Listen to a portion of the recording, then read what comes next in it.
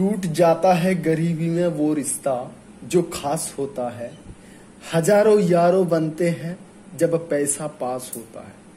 दोस्तों, दौलत के नियम अर्थात द रूल्स ऑफ मनी का रूल्स नंबर 2 का बारे में मैं आपको बताने वाला हूं।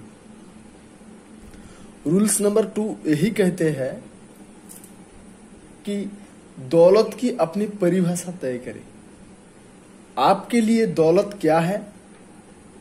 अगर आप दौलतमंद बनने जा रहे हैं तो सबसे पहले तो आपको इस सवाल का जवाब खोज लेना चाहिए। मैंने देखा है कि दौलतमंद लोग शुरू करने से पहले ही दौलत की परिभाषा तय कर लेते हैं। हमेशा उन्हें अच्छी तरह पता होता है कि उनकी नजर में दौलत के मायने क्या है। मेरा एक दौलतमंद और बहुत उदार मित्र है। वो कहता है कि बहुत पहले बिजनेस शुरू करते समय ही उसने यह तय कर लिया था कि वो खुद को दौलतमंद कब बनेगा। उसने संकल्प कर लिया कि जब वो अपनी इकट्ठा की हुई दौलत से खर्च चलाएगा तब वो खुद को दौलतमंद नहीं बनेगा। न ही तब बनेगा जब वो अपनी पूंजी के वैच से खर्च चलाएगा। नहीं, वो तो खुद को तब दौलतमंद बनेगा जब वो अपनी पूंजी पर मिलने वाले वैच के भी वैच से अपना खर्च चलाएगा। मुझे तो यह परिभाषा बहुत अच्छी लगती है। यह दोस्त अच्छी तरह जानता है कि उसके बैच पर कितना बैच मिल रहा है हर घंटे। शाम को जब हम डिनर करने जाते हैं तो वो जानता है डिनर का खर्च कितना है और डिनर की अवधि में उसने कितना बैच कमाता है। वो कहता है कि जब तक से ज्यादा है तब तक वो खुश है। आपको लग सकता है कि वह दौलत की कुछ ज्यादा ही ऊंची परिभाषा है। शायद आप इसे इतनी ऊंची तय ना करना चाहे। जाहिर है इसमें कोई बुराई नहीं है। आप निश्चित धनराशि के दौलत का पैमाना बना सकते हैं। पुराने जमाने में हर व्यक्ति मिलियनर बनना चाहता था। उस दौर में यह आसानी से पता चल जाता था कि आप लक्ष्य तक पहुंच है या नहीं।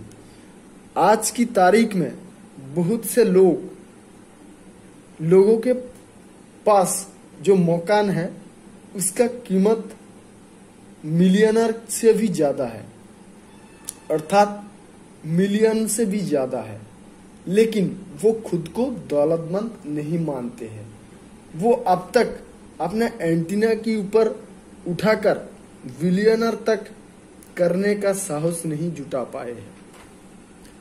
तुलना के लिए मैं आपको अपनी परिभाषा बता देता हूं। मेरे पास इतना होना चाहिए कि मुझे पर्याप्त पैसा होने का बारे में चिंता ना करने पड़े। पर्याप्त पैसा यानी कितने, मुझे कभी पता नहीं होता।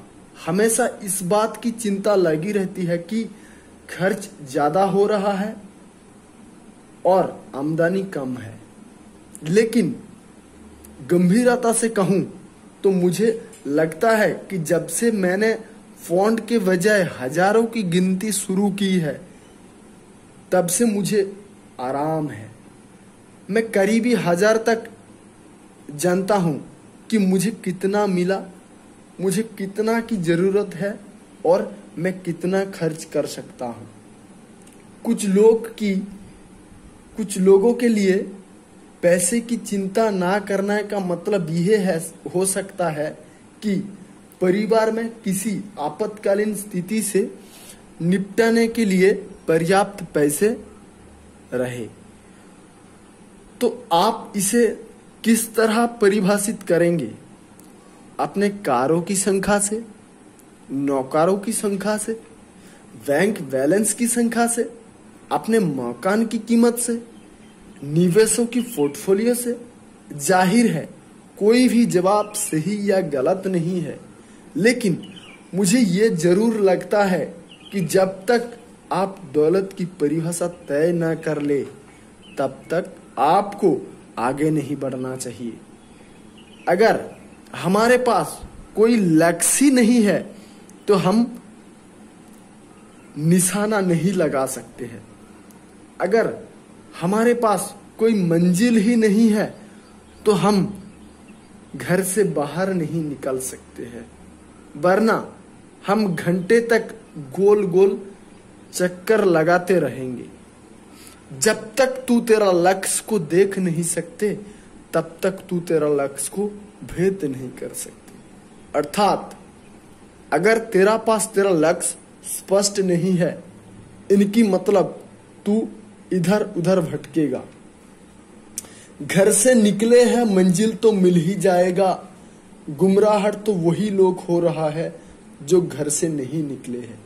अर्थात दोस्तों, घर से निकलने से पहले आपको कहां पहुंचना है ये तय कर लेना पहले जरूरत है, क्योंकि इस दुनिया में जितना सारे सक्सेसफुल और अमीर इंसान हैं वो सारे लोग वही किए थे। अगर उसी रूल्स को आप फॉलो करेंगे तो आप ही उसी लोगों का दल में शामिल हो जाएंगे। इसलिए दोस्तों, अगर हमारे पास दौलत की परिभाषा ही नहीं है तो हम अपनी सफलता की जांच या मूल्यांकन कैसे करेंगे? दोस्तों, हम जब किसी भी जगह में जाने के लिए निकलते हैं तो उस जगह का नाम, एड्रेस अच्छी तरीके से पता होता है, क्योंकि तब हमारा दिमाग में फिक्स्ड हो जाता है कि हमको किधर पहुंचना है और कहां पहुंचना है और कब तक पहुंचना है। ये अगर आपका पास स्पष्ट होगा तो आपको उसी डेस्टिनेशन में पहुंचने के लिए बहुत ही कम समय लगेगा और आप जल्दी ही पहुंच जाएंगे। अगर हम ऐसा नहीं करते हैं तो हम ये कैसे जान पाएंगे कि यह पुस्तक आपके लिए मददगार साबित हुई है? दोस्तों, मेरा इस वीडियो अच्छा लगा तो इस वीडियो को लाइक करना, कमेंट करना और सब्सक्राइब जरूर करना और पासे रहने वाला बेल आइकन को जरूर दबाना, ताकि जब भी हम नया नया वीडियो अपलोड करें तुरंत आपका पास पहुंच सके। दोस्तों, मेरा साथ इतना टाइम जुड़े रहने के लिए प्रेम पूर्वक मुस्कुराहट का साथ बहुत बहुत धन्यवाद। जय हिंद, जय भारत।